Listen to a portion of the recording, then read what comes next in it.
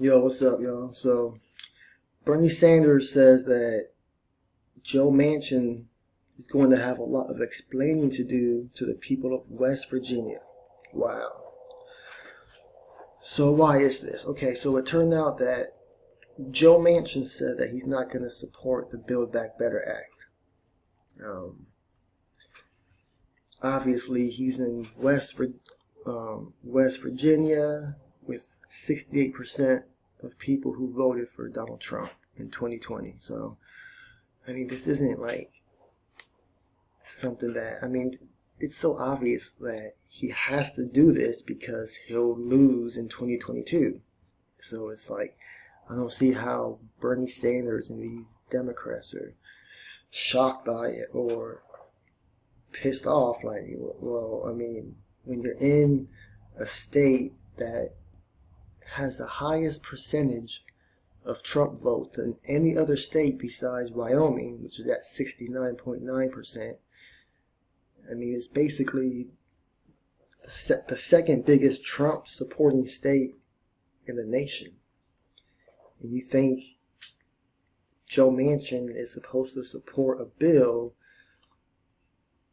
from Joe Biden that is very unpopular among the people who voted for Trump. So this isn't nothing crazy. Like, this is normal. If Joe Manchin did vote for it, then I would be shocked. Like, what the hell is he doing? Because he's going to lose in 2022. So, let's see what they say. Let's see. Sanders on Sunday sharply criticized Joe Manchin, West Virginia, over the moderate lawmaker's declaration that he would oppose the BBB Act. Okay, yeah, we know that. Social spending bill. Okay, well, it's a lot more than just social spending, but okay. Let's see. Blah, blah, blah. Let's see what he says here. He continued, I've been to West Virginia a number of times, and it's a great state, beautiful state, people, but it is a state that is struggling. And he's going to have to tell the people of West Virginia why he's rejecting what the scientists of the world are telling us, that we have to act boldly and transform our energy system to protect future generations. Okay, from climate change, blah, blah, blah. Okay. So he's basically saying that the people of West Virginia, for some reason, they're struggling, and it's somehow because they care about climate change. Like, it doesn't even make any sense. He talks about they're struggling, and then goes on the very next sentence and says that he's going to have to explain why he rejected a climate change bill. Like, what? People are struggling in West Virginia. If that's so, it's because of higher energy costs, because the people who implement these climate change policies, it increases gas prices. It increases the natural gas, the gasoline prices. All of that goes up ever since Joe Biden became president. I think natural gas is up over 100%, and gasoline is up around 60%. So, if anything, that's what hurts the people of West Virginia, not climate change because of gasoline or oil. It's the increase in price of it that hurts them. So it's the exact, he's basically saying the exact opposite of what's actually happening. So it's just insane how these people think. Wow. Oh, let's see. What else? A visibly angry Sanders then ripped into Manchin's support of the Fed's budget increases and accused him of being out of touch with his own constituents. Again, this is his constituents, Joe Manchin's constituents, are 68% for Trump. 68%. And this is after Trump did 4 years. So they knew what Trump was about. They knew what Trump policies were, and they obviously supported Trump policies because they voted for him again in 2020. So this isn't like, it's so, Sanders is a wacko. Again, he's saying the exact opposite of the truth. Like, if anyone is out of touch with the people of West Virginia, it's Sanders, not Manchin.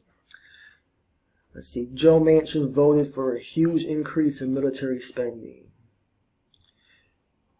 Manchin voted for an infrastructure bill which added $250 billion to the deficit. The truth of the matter is that if you look at the military budget, $770 billion times that by 10 years, it is four times higher. That makes no sense. I think they meant to say it is 4 times higher than what the Build Back Better plan is, he said. Okay, hold on. Let me digest this for a second. So Manchin voted yes for the infrastructure bill. I think it was 1.2 trillion, but I guess 250 billion of that was added to the deficit. Okay, so the truth is, if you look at the military budget, $770 billion times that by 10 years. Oh, he's saying that the yearly budget for the military is $770 billion every year. So if you do that for the next 10 years, it's going to be 4 times higher than what the Build Back Better plan is. Again, he's being deceptive because the $770 billion for the military budget is already there. Like, it's not, they're not, that's been there. So that's what it is. So he's saying that that's 4 times higher than what the Build Back Better plan is. No, but the Build Back Better plan would have added to the already $770 billion for the military. It would have added to it. It doesn't, you're not going to take away the $770 billion so you can't defund the military 100%, completely defund them to make up for this stupid BBB plan. So the BBB plan would have added to it. So it's again, it makes no sense. Like, we already have a military budget that's been there for, 250 years. Like, what are you talking about? So, complete BS. Let's see. He continued. Manchin says he's representing the people of West Virginia. Why don't you do a poll? Can CNN do a poll? And you ask the people of West Virginia whether or not they want to lower the cost of prescription drugs. You ask them whether they want to expand Medicare to cover dental, hearing, and eyeglasses. I told Manchin I'll pay for the damn poll in West Virginia. See how the people of West Virginia feel. Okay. Again, that's a loaded question, because do you want lower prescription drugs? Well, of course. Do you want Medicare to cover dental and well, yeah. 90% of people would just be like, yeah. But if you told them the truth and be like, would you want lower prescription drugs, but you're paying $4 a gallon for gasoline? They're going to say, fuck no. What are you talking about? These people are idiots. So, of course, you can skew any question you want to favor your side. But if you told the truth and say, oh, do you want to, come on, look, Medicare to cover dental and eyeglasses? Like, bro, you can get private dental insurance for like $11 a month right now. Like, it's not even, you can literally go online to a private insurance company and pay like maybe, I don't know, maybe $15 a month for your own dental insurance. Like, it's not even, eyeglasses, you can get, bro, you can get insurance for like $7, $8, $9 a month for eyeglasses.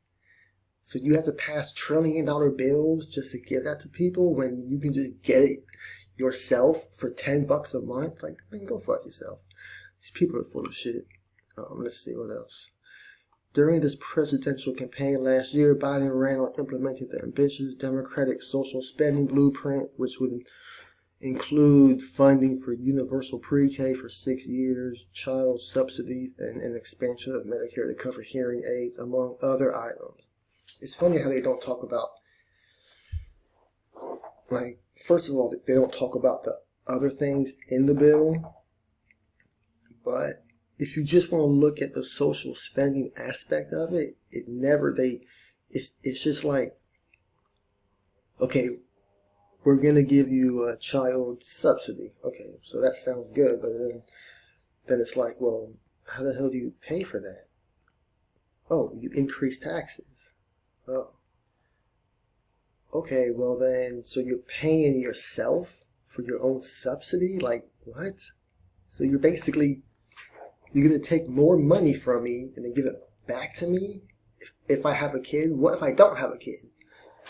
Oh, so you're just going to take more money from me and give it to someone else that has a kid? Why? If it's my money, why am I giving it to a complete random person because they have a kid? I mean, isn't abortion legal? So if they don't want a kid, can't they just have an abortion? So why would they need money if they have a kid? If they can't afford a kid, then don't have a kid. Like, I don't understand why it's my responsibility to pay for other people's fucking kids. Complete bullshit. So yeah. What else? In November, Biden signed into law the $1.2 trillion bipartisan infrastructure bill, a huge achievement for the party. The legislation, officially known as the Infrastructure Investment and Jobs Act, right, was a core tenet of Biden's agenda centered on repairing the nation's beleaguered transportation network. In addition to boosting access to broadband connection and putting into place a network of electric vehicle chargers. Also, yeah, they don't tell you about the $1.2 trillion infrastructure bill. I think 23% of it is actual infrastructure, like roads, bridges, broadband connections. So all that stuff is literally like 20%, maybe 25%, and that's it. Maybe less. It might be like 23% or something. And then electric vehicle chargers. Like, bro, what? Who has an electric vehicle? Like, what are you talking about? Like 1% of everyone in the U.S. has one. If that, it might be like point-something% of people own an electric vehicle. So you're going to take who knows how many hundreds of billions of dollars that they're going to take from that 1.2 trillion and use that to build these vehicle chargers all over the damn nation for people who, for 0.5% of the fucking population. Like, and the people who have these vehicles have decent money. Like, these vehicles aren't fucking $4,000 cars. Like, you're buying a fucking used pickup truck off of Craigslist for fucking $4,000. No, these cars are fucking Teslas, bro. They're like what, $70,000 or some crazy shit. Like, come on, man. These people. So you want to take money from us and then build these charging stations for people who are well off and these white privileged people. They always talk about white privilege, but this is white privilege. Like, what the fuck are you talking about? You're taking billions of dollars and giving it and helping people who have electric vehicles that already have fucking money. Like, these aren't poor people who are driving Teslas. Oh my god. Idiots. Anyway, I don't know. Blah, blah, blah. Legislation, linguistic Congress, blah, blah, blah. Okay. Basically, yeah. I mean, listen.